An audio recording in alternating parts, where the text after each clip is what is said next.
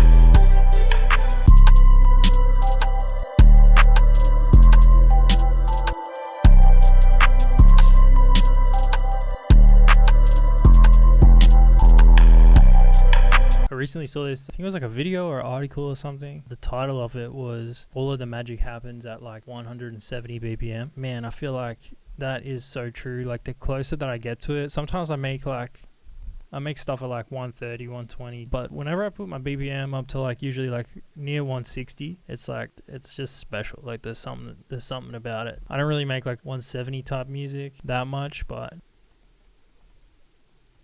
I wonder if there's something to this. A human heart rate of 160 BPM is considered high, can be normal during exercise or when under stress. Maybe there's something, like a word that I describe about it is like exciting. Like that's what I find, that tempo. And I just wonder if it kind of triggers something in the brain that's like related to exercise, you know what I mean? Like it's just like the sweet spot.